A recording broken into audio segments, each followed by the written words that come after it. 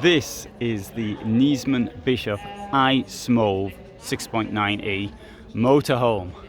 It made a bit of a splash when it came out and everybody wanted one. I'm going to give you a very brief look at it at the moment, starting off with the really bad news, which is here, 165,256, and so it's 7 meters long, 28 wide, and 283 high. So it looks quite short, and I didn't give you the tonnage, the weight, 4,500 kilos, which will give you easily in excess of 1 ton of payload. Now, they've got wonderful dimensions and style inside. I have to say, just looking around it like this would be, for me, just the job. Double floor, stacks of space here in the lounge. We've got a bed up there which is hidden. That has to be the best bed over the cab on the market. What about the washroom? Wonderfully styled. Yep, definitely this looks absolutely fantastic. Now, enormous table. Well, I mean, not quite in the enormous scale. Yeah, when you double it up, there you go. Yeah, I'm not quite enormous. It's very large. It's far larger than the one I've got. My vehicle is the same size, more or less, as this one. So for me, that's absolutely brilliant. It's on a Fiat basis. This one here is automatic. All sorts of engine choices. So wonderful panoramic views thanks to the integrated nature of the vehicle, and there's only one door for security. So that is, really, this is utterly brilliant. Chairs here will come out across, and that would give 2 forward seating belted positions there. And we'll have a quick look at the double floor in the flat floor.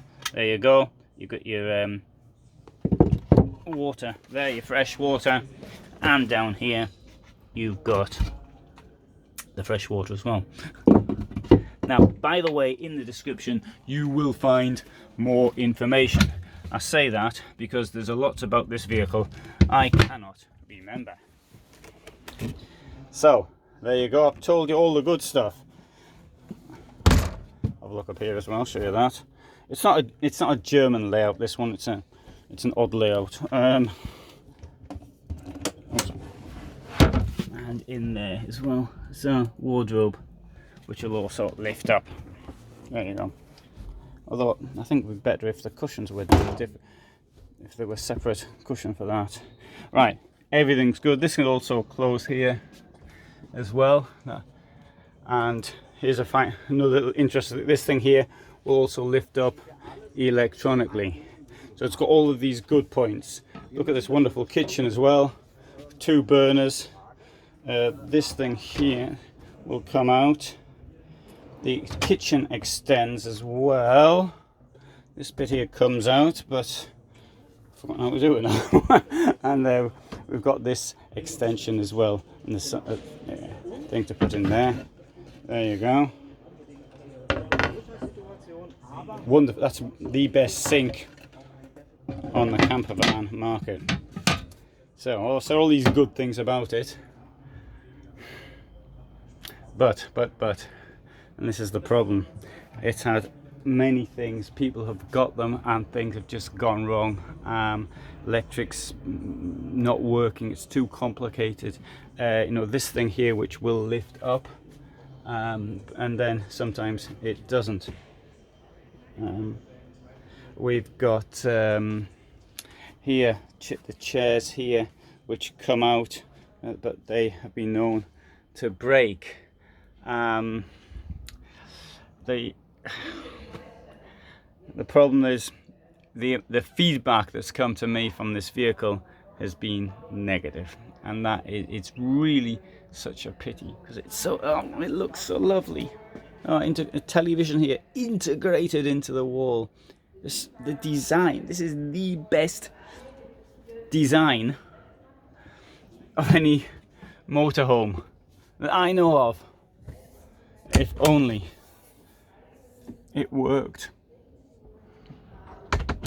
Oh, this felt look. It's not felt actually, but it looks a bit like felt, or maybe it looks like bricks covered by felt.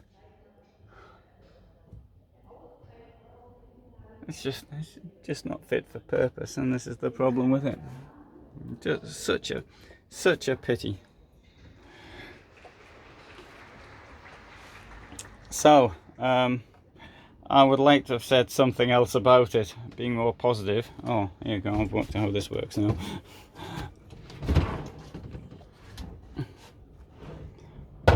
Well, brilliant, in my opinion. Absolutely brilliant. This huge extension when you're cooking, wonderful. Best kitchen in a motorhome, in my opinion. Sorry, in a 7-meter motorhome. Anyway, I'll take you for a look on the outside, and we have look at the panel here, showing in this case the amount of charge in it, the water in it. Let's come around the outside.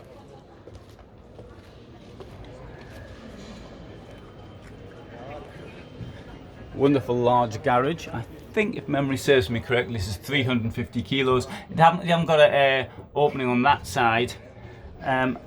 Outdoor shower. It says not to overload, but it doesn't say what the overloading is. There is here a 230. It could benefit from a 12 volt for e-bikes. The way that comes out, I can see the disadvantages of that coming out like that. You could have something blocked, but then again, if it comes out the other way, it's possibly going to get blocked as well.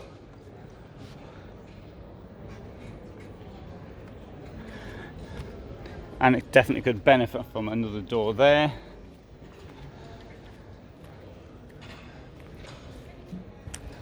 Oh dear, it's such a pity. Anyway, I really wanted to tell you something else about this van. Now, one thing you'll get on my channel, I accept the fact that I am not particularly good at filming things. I'm not, also, I don't speak particularly well. But the one thing you'll get the truth and the facts, and I will report back. I will not just say what people want me to say. And this really, for me, though, I feel maybe not personally attached, but I really wanted this thing to work, and it doesn't. So if anybody's got any positive experiences, please do share them. But bear in mind also, if you get a van, something goes wrong, let me know, because I can then let other people know. And sometimes we can find solutions to what has actually gone wrong. So, thanks for watching, and I hope you find that interesting. If anybody here sees this from Niesmann Bischoff, then Niesmann Bischoff might like to respond. And then see if we can actually resolve some of the issues with their vehicles. Thanks very much for watching.